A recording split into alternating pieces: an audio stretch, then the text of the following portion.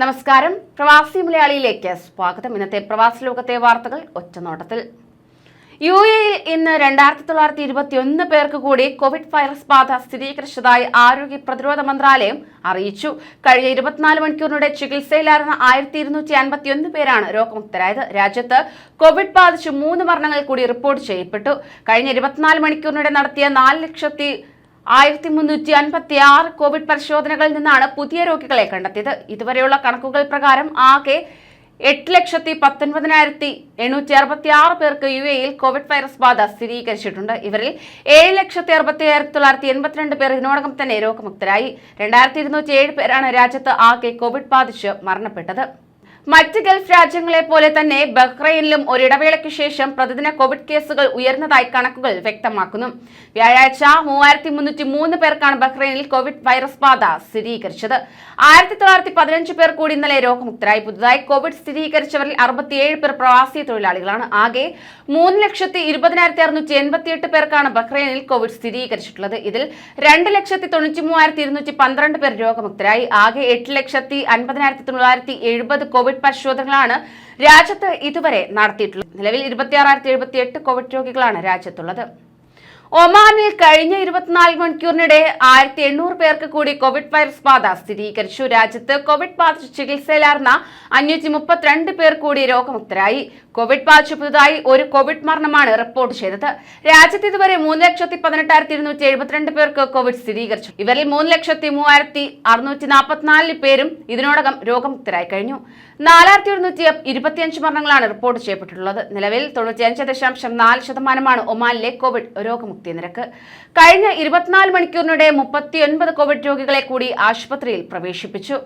മോശം കാലാവസ്ഥ കണക്കിലെടുത്ത് ദുബായ് ഗ്ലോബൽ വില്ലേജ് വെള്ളിയാഴ്ച താൽക്കാലികമായി അടച്ചുവെന്ന് അധികൃതർ അറിയിച്ചു. ശക്തമായ കാറ്റിനുള്ള സാധ്യത പ്രവചിക്കപ്പെട്ടിരിക്കുന്ന സാഹചര്യത്തിൽ ദേശീയ കാലാവസ്ഥാ നിരീക്ഷണ കേന്ദ്രവുമായി സഹകരിച്ചാണ് നടപടിയെന്നും ഔദ്യോഗിക ട്വീറ്റിൽ വ്യക്തമാക്കിയിട്ടുണ്ട്. ഗ്ലോബൽ വില്ലേജിലെത്തുന്ന അതിഥികളുടെയും സംഘങ്ങളുടെയും സുരക്ഷ കണക്കിലെടുത്ത് മുൻകരുതൽ നടപടിയെന്ന നിലയിലാണ് വെള്ളിയാഴ്ച ഗ്ലോബൽ വില്ലേജ് അടച്ചിടുന്നതെന്ന് ഔദ്യോഗിക അറിയിപ്പിൽ പറയുന്നു. ജനുവരി 22 ശനിയാഴ്ച വൈകുന്നേരം 4 മണി മുതൽ പ്രവർത്തനം പുനരാരംഭിക്കും. അബുദാബിയിലുണ്ടായ ഹൂതി ആക്രമണത്തിൽ മരിച്ച ഇന്ത്യക്കാരുടെ മൃതദേഹങ്ങൾ നാട്ടിലെത്തിച്ചു. പഞ്ചാബ് സ്വദേശികളാണ് മരിച്ചത്. ഇവരുടെ മൃതദേഹങ്ങൾ വിമാനമാർഗം അമൃത്സറിലാണ് എത്തിച്ചത്. വിമാനത്താവളത്തിൽ നിന്ന് മൃതദേഹങ്ങൾ സ്വദേശത്തേക്ക് കൊണ്ടുപോകുമെന്ന് അധികൃതർ അറിയിച്ചു. UAE സർക്കാരും അഡ്നോ ഗ്രൂപ്പും നൽകിയ പൂർണ്ണ പിന്തുണയ്ക്ക് UAE-യിലെ ഇന്ത്യൻ അംബാസിഡർ സഞ്ജയ് സുധീർ നന്ദി അറിയിച്ചു. പഞ്ചാബ് സർക്കാരും ഏറെ സഹായിച്ചതായി അദ്ദേഹം ട്വീറ്റിൽ കൂട്ടിച്ചേർത്തു. ജനുവരി 17-നുണ്ടായ ആക്രമണത്തിൽ 2 ഇന്ത്യക്കാർക്ക് പുറമെ ഒരു പാകിസ്ഥാൻ സ്വദേശിയും മുസഫയിൽ എണ്ണ ടാങ്കറുകൾക്ക് നേരെയുണ്ടായ ഡ്രോൺ ആക്രമണത്തിൽ മരിച്ചിരുന്നു. 3 പേരും അഡ്നോക്കിലെ ജീവനക്കാരാണെന്ന് കമ്പനി അറിയിച്ചിട്ടുണ്ട്. ആക്രമണത്തിൽ പരിക്കേറ്റ 6 പേരിൽ 2 പേർ ഇന്ത്യക്കാരാണെന്നും എംബസി സ്ഥിരീകരിച്ചിരുന്നു. കോവിഡ് PCR പരിശോധനയ്ക്കായി 3 പുതിയ കേന്ദ്രങ്ങൾ കൂടി ദുബായ് ആരോഗ്യ വകുപ്പ് അനുവദിച്ചു. യൂണി ലാബ്സിന്റെ സഹകരണത്തോടെയുള്ള പുതിയ കേന്ദ്രങ്ങൾ അൽ മൻഖൂൽ, നാദ് അൽ ഷബ, നാദ് അൽ ഹമ്മർ എന്നിവിടങ്ങളിലാണ് പ്രവർത്തിക്കുക. പ്രതിദിനം 1,500 കോവിഡ് പരിശോധനകൾ നടത്താനുള്ള ശേഷി ഇവ ഓരോന്നിനുമുണ്ട്. നിലവിൽ 200-ലേറെ പരിശോധനാ കേന്ദ്രങ്ങളാണ് എമിറേറ്റിലുള്ളത്. ആഴ്ചയിൽ 7 ദിവസവും 24 മണിക്കൂറും ഈ കേന്ദ്രങ്ങൾ തുറന്ന് പ്രവർത്തിക്കും. ഇവിടങ്ങളിൽ ആളുകൾക്ക് ഡ്രൈവ് ത്രൂ ഓപ്ഷനും തിരഞ്ഞെടുക്കാം.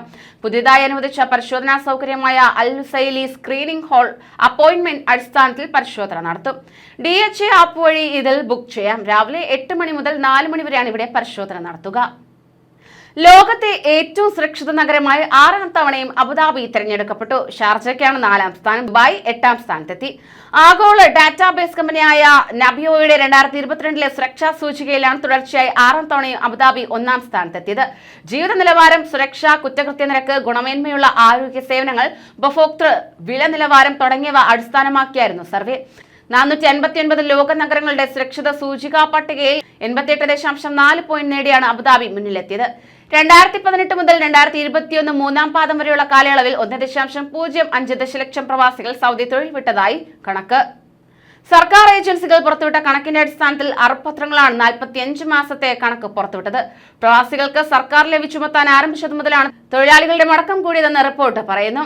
ലെവിക്ക് തുടക്കം കുറിച്ച 2018-ൽ ഒരു തൊഴിലാളിക്ക് 400 റിയാലായിരുന്നു പ്രതിമാസം അടക്കേണ്ടത്.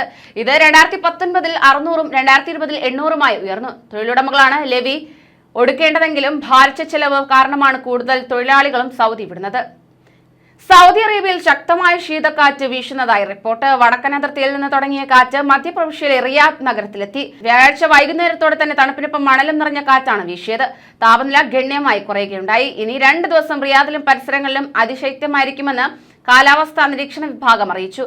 റിയാദ് സീസൺ ആഘോഷങ്ങളുടെ ഭാഗമായി വ്യാഴാഴ്ച നടത്താൻ നിശ്ചയിച്ചിരുന്ന പരിപാടികൾ കാലാവസ്ഥാ വ്യതിയാനം കാരണം റദ്ദാക്കി. റിയാദ്, ഖഫ്ജി, നൗരിയ, ഹഫർ, ഉലിയ, റഫ്ഹ എന്നിവിടങ്ങളിലെല്ലാം കാറ്റ് ബാധിച്ചിട്ടുണ്ട്.